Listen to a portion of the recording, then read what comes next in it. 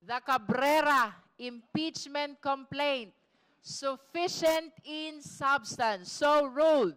Sa botong 54 yes, 1 no, parehong idineklara ng House Committee on Justice na sufficient in substance ang ikatlo at ika-apat na impeachment complaint laban kay Vice President Sara Duterte. Kasama sa mga ground for impeachment ng dalawang reklamo, culpable violation of the Constitution, betrayal of public trust, graft and corruption, bribery, at other high crimes. Kaugnay ito sa umunoy maling paggamit ng confidential funds, pagkontrata sa isang papatay sa Pangulo, First Lady at dating House Speaker, pagkamalumano ng unexplained wealth at hindi pagdedeklara nito sa kanyang SALN, at umunoy pagkilos para sa political destabilization, sedition at insurrection. Kasama sa mga basehan ng reklamo ang affidavit ng nagpakilalang dating aide ng bise na si Ramil Madriaga sa issue ng confidential funds. Si Madriaga ay kasalukuyang nakapiit dahil sa kasong kidnapping. They were instructed to turn over cash to intermediaries at the direction of respondent Sara Duterte supports direct liability. So dito po pumapasok yung participation ng respondent. So we are relying on an affidavit issued by an individual who is currently in prison. Now, sino ba si Madriaga? Meron ba siyang appointment kay BP Sara to prove that he is an employee or an authorized person? Para ma-direct na naman natin yung linkage nung dalawa. Kasi if we rely heavily dun sa affidavit niya, it should not come Madam from Chair. a polluted fort. Kanina lamang ay nagsampa ng reklamong perjury si Vice President Duterte laban kay Madriaga kaugnay nito. Kinakabahan na siguro, yan ang tingin ko, yung kampo ni VP Sara. Nung noon, hindi nila pinapansin. Tapos biglang kinasuhan na nila. Kasama sa mainit na tinalakay ang video na pinagbabantaan umano ng bise, ang Pangulo, First Lady at dating Speaker. Hindi sapat ang statement na kontrobersyal or politically shocking. Sa complaint na ito, ang allegation ay speech lamang. Walang alegasyon na may actual hitman na kinuha. Walang maipakitang may agreement nga o conspiracy na ipatupad dito.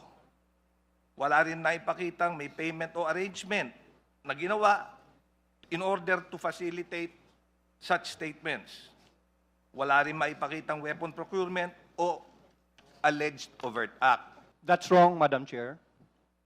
We are discussing on the sufficiency and substance and the irrelevant, illogical statements made in defense has no point because this is a direct threat to the life of the sovereign. I have seen the evidence and I have seen all the supporting documents, and this allegation is trial ready.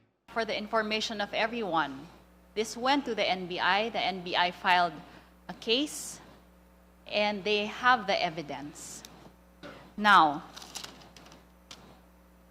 that threats were conditional, is inconsequential. The mere act, Madam Chair, that she said these words and that she contracted an assassin is impeachable in itself.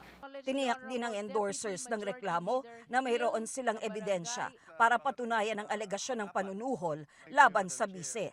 Iprinisenta rin sa komite ang ilang SALN ng bise para ipakitang may basehan ang alegasyong mayroon itong unexplained wealth. To have a starting point, Madam Chair, the original SALN 2008 is 18,493,617. It was filed December 31, 2008. For 2024, released by the Office of the Ombudsman, net worth of the Vice President is 88,512,370.22.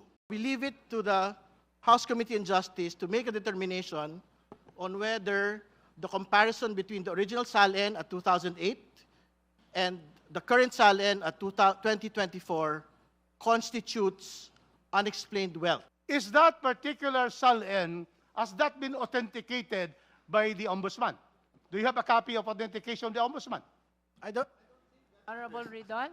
I don't think that is required. It is public record. Public documents follow the self-authentication rule. They do not need further authentication.